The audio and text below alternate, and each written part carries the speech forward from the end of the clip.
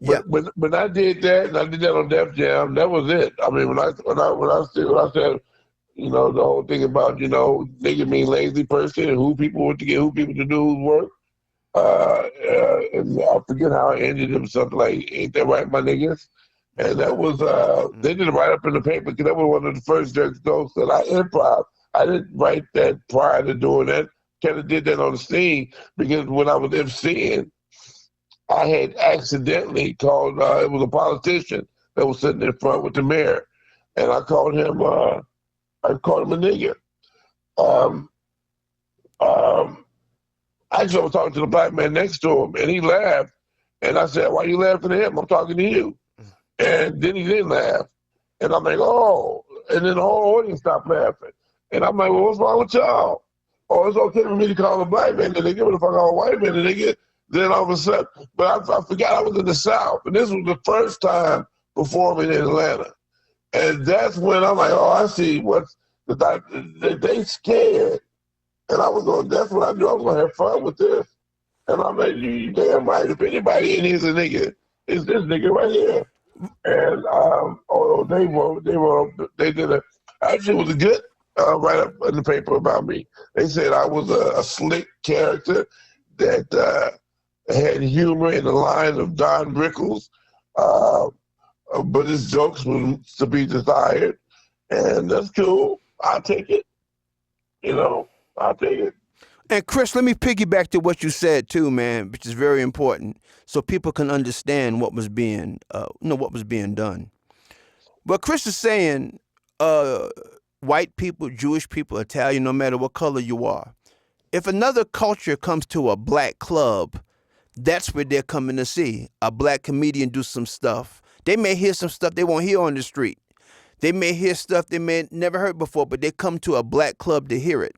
You're not going to hear this at the Improv. You're not going to hear that, and that's why they come to the black club, so they can hear that, because you're not going to hear that at the Improv or at the Comedy Store. No, you come to the authentic stuff. If you want to hear, it's just like this. And who's always the decider of that? White kids and Jewish kids. Case in point, even Joe Torre once. No, but hold on. Let me say this real quick, so people can understand what's going on. This is history. Back in the 50s, when Little Richard did Tutti Frutti, it didn't mean nothing. But then when Pat Boone did it, it sold millions and millions of copies. My point of saying this. It takes Jewish. He sound like such a sucker doing it too. Right. But it takes Jewish and white kids to go, wait a minute. No, we don't want, see, don't forget, your best audience, listen to me, people, especially if you're a performer. Your best audience is going to always be white people and Jewish people, because they're going to be the ones that go, wait a minute, hold on, we don't want Pat Boone. We want the real deal. We want Little Richard. And that's why I love Keith Richards of the Rolling Stones. Because he's right. Go ahead, Chris. Finish. All of them. Keith Richards, Big Time, the originals. Anyway, and that's why black people can dig them. Black people like the Rolling Stones. When Miss You came out, it played as much on the R&B station than it did on rock station. But that's a whole other story. Right. Even Joe Torre, Mr. Joe Torre, when he was starting to come up, tried to tell me, Chris, oh man, they digging me, they feeling me in California. I'm paraphrasing. I don't remember the exact conversation, but it was in the line of, I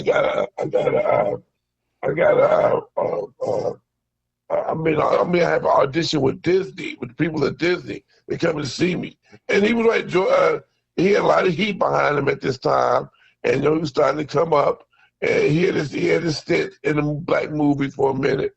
But so he was trying to tell me, and he meant well, because me and Joe Torre we was in the same class. We started together.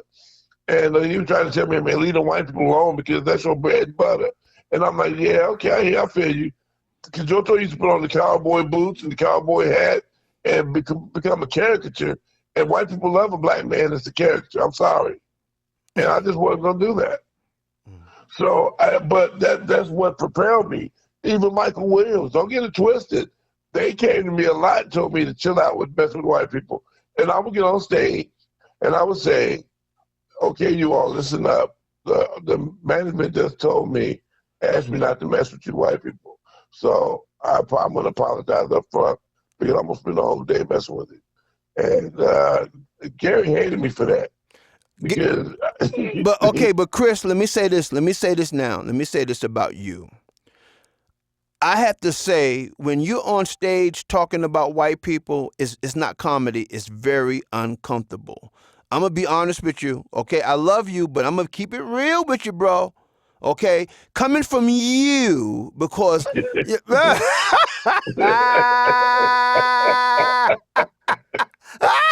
coming from you, it's different. See, it's all Yeah, about the messenger. It's yeah, all about the messenger. For Michael to come to you and say, "Cool out," that's deep. Because yeah. Michael Williams, I'm tell you why. Michael Williams is fair when it comes to letting the black comedian do what he do. But you, Chris Charles, But you know you what? hold on, no, and what you know what hell? No. You got daggers. You hit daggers, and then here's what you do. Yeah. No, hold on, let me tell. And then you're tall, and let me tell you something else you do. You're tall, and then you say something, then you look at him. You give him like a you you you do you do you do direct contact with no smile. You do you do, you, you you hold the mic stand and look at him. Meanwhile, Yeah, but you know what? After a while, Michael Williams started buying into it because it takes a minute to find your voice and your audience. And he knew that, okay, well, he's got to grow in the direction he's got to grow in. And I did ease up and started to be more funny because hold on, I was shooting for points at that time. but hold on though, hold on. There's a flip side to it too. You had a lot of people loved you for it, especially the women. The intelligent college professor type, intelligent college, AKAs, deltas, and regular fine, pretty beautiful women with nice hair and pretty feet love you. Okay. You got appeal, and that's why you were able to get away with what you did because they loved you. Those women, they love. You had the best comedy poetry night ever when you were on stage because they, and that. Oh man, people, please listen to me. This is my guest, Chris Charles, from the Comedy Act Theater, along with Joe Torre, Ricky Harris. He's part of the Black Comedy Elements, man. You probably seen him on Def Jam. Yeah, oh yeah. But let me tell you, man, this dude. But that doggone, Chris, I got lost. I just had a deep moment. Go ahead, take it, bro. I got.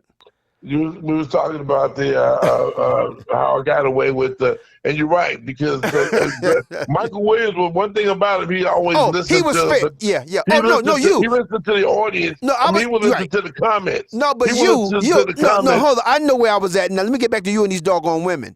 Okay. Women. My man said okay. He said okay, quick. Okay. He said okay. He said okay. He said okay.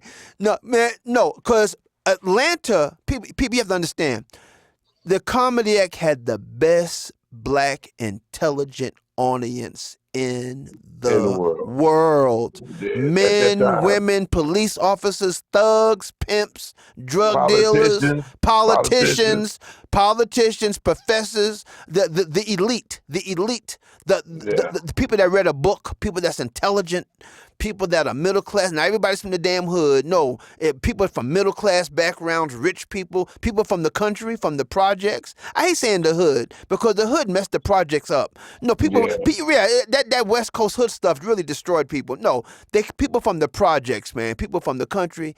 They had brain, and even dumb people had a good time because they got smart there. Because comedy is intelligent. Comedy is not like, yo, nigga. No, that's not comedy. No. See, y'all don't see what happens right now. We're living nigga night. That's what we're living. Comedy has become nigga night, and you have a lot of performers here that came from nigga night. I'm not going to call no names out. I'm not going to do that. That's where I was going back to when I said it earlier. Yeah. Well, go. Wait a minute. Let me transition. I started to consider what people were telling me, but also people were starting to come up in my ear and say, "Hey, man, like you said, I like what you. I like that. who is it? I like the last poet stuff you're doing, Yeah, yeah, yeah, yeah, and I like that Gil Scott Heron yeah. that you were doing, because I was using some elements of Gil Scott Heron. I was listening to some of his stuff and Yes. added to my and so I was listening to the audience. I'm like, look, if they're hearing me, I'm gonna keep going, and I did. And Michael Wynn took his hands off of me. Mm-hmm. So I won that tug of war, Mm-hmm. and for a while I didn't get booked out of town, but once I started to go out of town, and people saw that the club was still standing after Chris Charles came, I not only started getting word of mouth, but I started telling club. I made this pitch: bring me to your club, and if I don't make them laugh, you don't have to pay me. Just fly me back home, and I'll be good. Wow. Wow. Now, I don't know too many comedians that put it online like that. No. If I don't make them laugh, you ain't gotta pay me. Because my reputation that preceded me. However, you talking about nigga right now. I just recently started back watching comedy because it was like the Indian on the side of the road when the man threw the garbage out back in the 70s.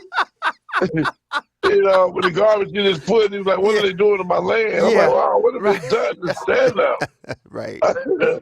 Because, like I said about the stool, and people, the stool is just an ornament now. It's not even used anymore. The stool and even the microphone stand were tools that were used to improv. Your props. Back in the day, they were props. Yeah. Now they're just props, period. Yeah. But back in the day, they were props. They were tools. Yes. Because you could sit down. Yes. I mean, without the stool, Mr. Pride don't have the old man. I forget the character's name. Mudbone. Mudbone. You ain't got no Mudbone. That was the antithesis of Mr. Pride. I mean, of his funny character was Mudbone, and he got to do other things through Mudbone that he couldn't just do the regular stand up, and he got to have the best of both worlds, the dramedy and the comedy. And same thing with George Carlin. George Carlin would walk back and forth on the stage, but he could also sit down on the stool and still keep the people, in the palm of his hands. And that's gone. People don't use the stool to come up with at the improv. There's no improv anymore, except for Dave Chappelle. I do see Dave Chappelle going up sometimes with just a microphone and a thought. And he can piggyback off that thought and cascade it into a show. But he's the only one. I'm not gonna call no names out now, but he's in every other movie, and he's probably the highest paid comedian. But I don't get him. Mm-hmm. I got you. It's nothing. I don't want to call his name. He's short. I got you. Mm-hmm. I don't. He's almost the king of Netflix. Well, I'm not gonna say no name, but I don't get him. But I don't get any of the comedy. Does he have pretty white huge teeth? Pretty white huge teeth. Yeah. I think. Yeah. Mm-hmm. They represents one of the credit cards. But I don't get it humor. But then there it is. And to me right now. But I can't think of his name. His last name is Carmichael. He had a little sitcom for a minute. Oh, Carmichael. It was called Carmichael. Yeah. Okay. I didn't really get him. Okay, now hold on. Now you know what? Okay, I'm gonna say his name because he gets me sick. Okay, if you're going to be gay and leave me the hell alone. Right. Okay, please be gay. I mean, man, go ahead and be gay. But I'm tired now when I hate when gay people really come out. It gets extra. It's like, man, will you be gay and leave us alone? Okay, y'all built the pyramids. I get it. But leave me alone because now he's not funny now. Now he's twirling it. He think he's deep. He's too young to be deep. He's too young to gay. He's gay. He's gay. Okay? And that's his whole hook now. And now what he needs to do is put the mic down and go to therapy. He should not be on stage. That man needs to lay down and have a white man with looking like Bob Newhart talk to him. because he's Well, not. that probably could be said about every other comedian that's doing comedy right now. Uh, there's a lot of cats making top dollar, and it's like wow. Oh, And there's one in particular. I'm not gonna say the name, but I've watched a couple of his shows, and I'm just not in the same space. I don't. If I was to go back to comedy, I wouldn't curse anymore. The profanity I understand. it's not me anymore. I've been there, done that. I went through that. I got it out. Hey, Chris, So that I got to fast forward with you, but let me say, you was on. How many times were you on Def Jam, Chris? twice. Wow, Chris, let me ask you a question. You being you, and you are. Don't forget, you were a minister back then. You were just being tested, my brother. Yeah, Yeah, yeah. know I had know a few that. people tell me that. Oh yeah, know So that. You were just going. Believe you talking to the one. Okay, so I know what time it is without the watch, bro. 'Cause I'm in the same boat. That's why it takes one to know one. I know where you're going. I know Right. where you're going. You know. When I saw the effects Right. that There you go, Chris. Go ahead, brother. when Go I ahead. saw the effects Go that ahead. profanity Go ahead, had, Chris. Go ahead, Chris. I was on the bus one day. Yeah, That's it. I had fallen that low. I was on the bus Mm. in Missouri, and back of the bus, and I heard it was full. It was during rush hour, and a lot of adults on the bus, and these young people were just back there cursing. They were doing, and almost daring somebody to say something to him. The Yep. bus driver was afraid to say anything to him, and I knew then in my spirit, I knew that the whole "it's okay to be profane in front of adults" that came out through a combination of the hip hop gangster thing and Def Comedy Jam. Def Comedy Jam made cursing in vogue, Mm. and it wasn't taboo anymore. Mm-hmm. And it became chic. Matter of fact, Def Comedy Jam it made it so you can out the people who can out curse the next comedian. We had to start getting addressed. I'm gonna up you one. I'm gonna pour it out my pants, and that's how deranged the comedy and Def Jam started to get. You said deranged. It was deranged because, like, wow, well, wait a minute, hold on. It's not about comedy no more. This is about being dirty. But there were people getting paid off that dirt. So, and still getting paid. They're there and I'm here. So, maybe I should shut up. So, No, but but y'all. I still have eyes to see and a mind to know what I know. And I know that represented and that had such a profound effect on the culture, just like black exploitation films did in the 70s. Let me tell you something, brother. Chris, you have every right to say what you say and how you see it because we're both elders now. We saw what happened.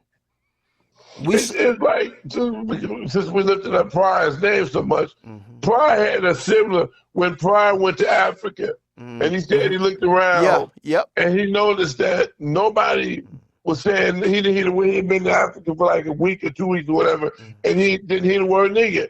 And he said they didn't say it. There was nothing but beautiful black people there, and in all positions of life, in charge, and presidents, busboys, whatever. But nobody called anybody. And he said that once he came back, he couldn't go back to that word anymore. Yep. He had an epiphany. Yeah. And so that's how I feel about profanity. But that just challenges me to find more to connect with people on. Then there's more to. There's so much more to life. That it doesn't have to be profane.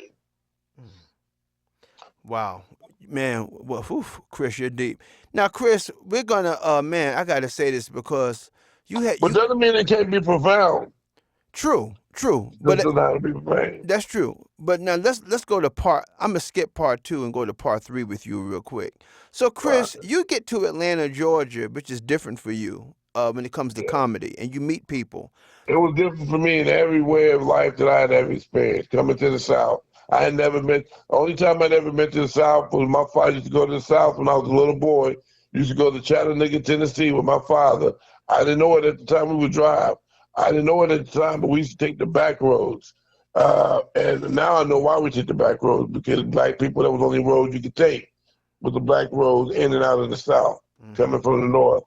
And so when I finally got to Atlanta and I started looking around, like I said, I called the white person a nigga, the audience froze. I called a black person a nigga, and they laughed. And I'm like, wow, the mentality here is just on lockdown. And I started to explore that. And that was a whole new, it was a culture shock to me, especially coming from LA and being born in Chicago. You know, it was a So culture shock. okay, so but at the same time though, let's get past the shock because now you're in Atlanta.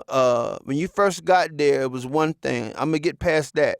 All right, I got it because we only got some maybe got like 8 more minutes left on towards the end of the show, especially all right. in this chapter. But let me ask you this. So anyway, Chris, you get to Atlanta, Georgia, and let me tell you something, ladies and gentlemen. Y'all familiar with that movie Fridays, whatever the case.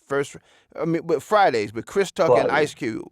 Friday, There was a young lady in the movie by the name of Angela Angela Means. means. Nobody talks about, but me and this guy are scholars when it comes to Angela. Let me tell you about Angela. Angela was a model in the 80s in Atlanta, Georgia.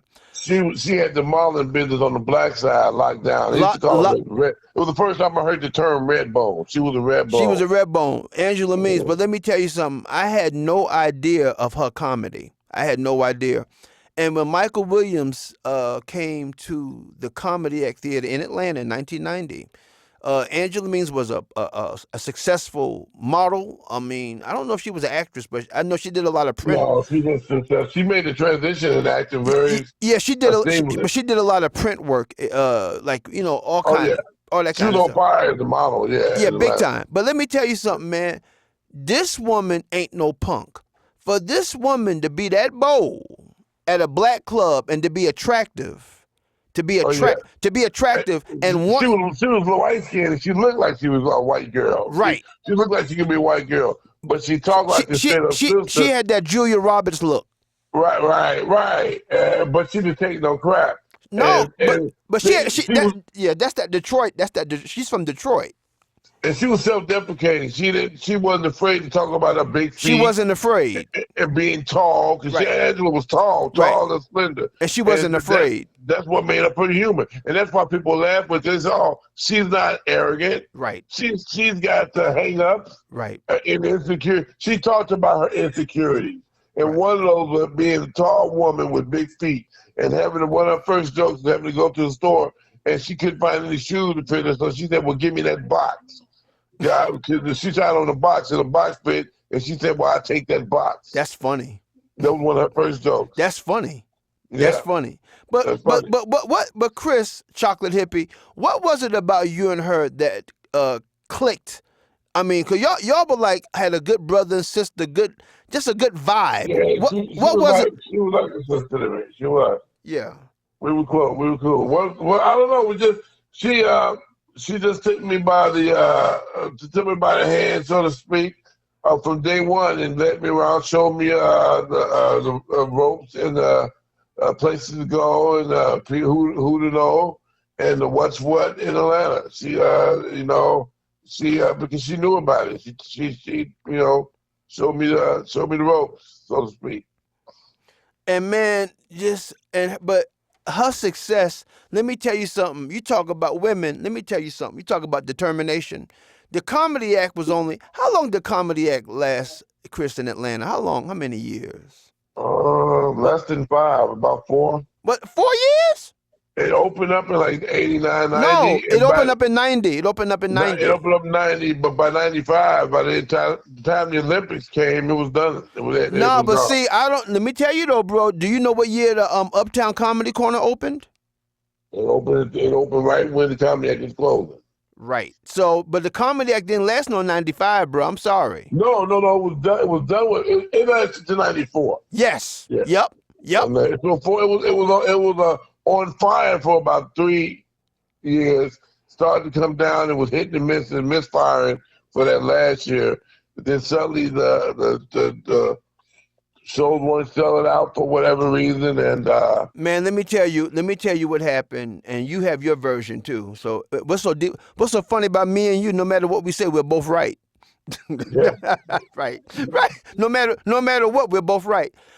When Gary took over, when Michael got sick, when Gary took over, man, all hell broke loose. Plus LA arrogance messed up Michael Williams too. And I'm saying it. This is me saying it, not you.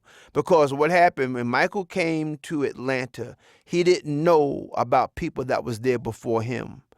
And what happened when Michael came to 8th and Peachtree and was a success. See, don't forget, that used to be a strip club. That used to be called the Cheetah. That place. Yeah. Cheetah And 3, wasn't it? huh? It was the Cheetah 3, wasn't it? Yeah, Cheetah 3. Yeah. And it was known for it wasn't a bad area, but it was a seedy area. It was like transvestites Right. Right. and white men looking for black stuff, and Right. It was a cruising area. it was a cruising area, but it was still kind of New York, Atlanta hip. It wasn't hood. It wasn't no niggas there. Put it that way, okay? Right. I hate to say it like that, but that's it wasn't no niggas there. It was like It was still uptown. it was still Metropolitan. thank you, Chris. It was still artsy and uptown, okay? Um, when Michael left that and gave it to Gary, and then Uptown came. See, Earthquake. We're gonna talk about him on the next show because Chris Charles, and myself are the only ones that can talk about Earthquake. Cause we seen Earthquake in the making. Me and Chris Charles, this guy on the microphone right here, you're listening to. We seen Earthquake. Earthquake is one of the greatest black nightclub comedians ever.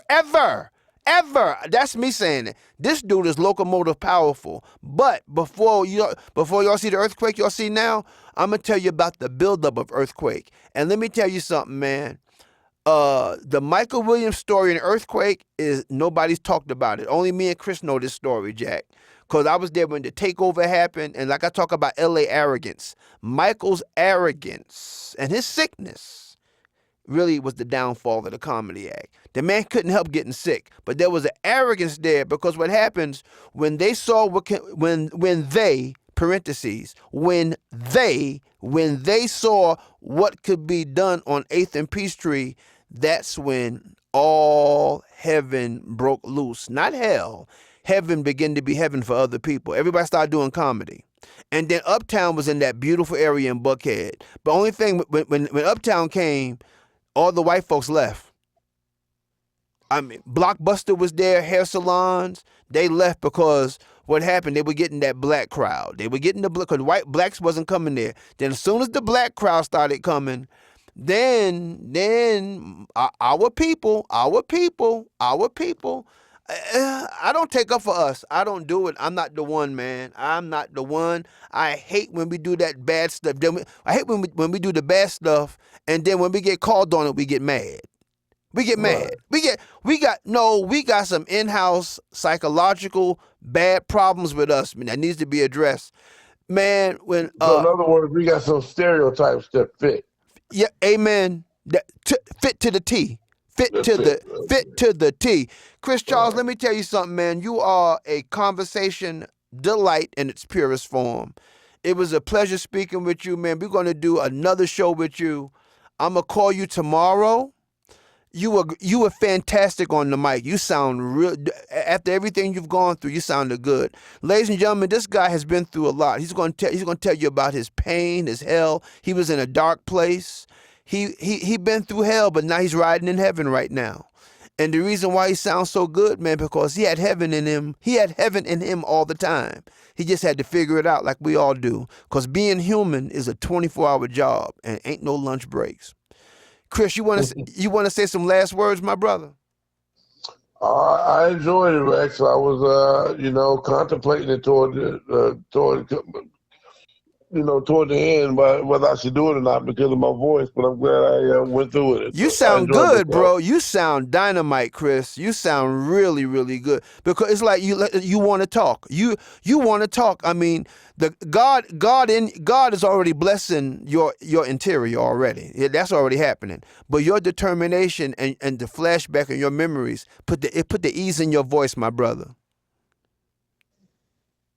Wow.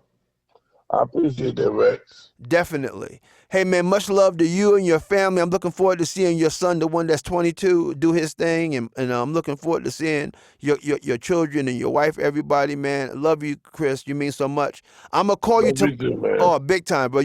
Chris, talking to me when you called me 2 weeks ago. You made my life because I always wondered where you at. There's two people wonder about. People say, "Where's Rex Garvin and where's Chris Charles?" I get that. Yep. Yeah, people want to know where's Rex. And before we go, hey Chris, we're gonna talk about Jonathan Slocum doing my character on Steve Harvey's show. We're gonna talk about that. Okay, we're gonna talk about that. Okay, All so right. that's a cliffhanger, ladies and gentlemen. Okay. Thank you so much for tuning in to Hey, the. thanks for having me, man. I appreciate it. Back at you, Chris. You take care, brother. All right, man. All right, peace out. Hey everybody, thank you so much for tuning in to the Funk Lounge Talk Theater with special guest Mr. Chris Charles from the Comedy Act Theater. You all remember that comedian Bebe's Kids and all that? Well, he's from that crew. There was a black crew back in the day, and he's from that crew. And there's so many stories to be told. So keep it right here, man. We have variations of good people coming, and I want to thank Mr. Lamar Webster, Dr. Doug R&B Ramsey, and Mr. Dan McCullen, who came on the show last week. And we're going to have some of his stuff out there. We're going to have some great stuff you're going to hear coming from Funk Lounge Talk Theater. This is Rex, the true to form funk prophet, laugh specialist, feel-good therapist, funk jam artist, poetic conversation, verbal expressionist in its purest form. Coming at you full power and exact. I want to say thank you to my man Brian at Mousetrap Recording Studios. Everybody, I'll catch you next time. This is episode 6. Catch you on episode 7 with Mr. Mose Davis. Y'all be cool. Peace.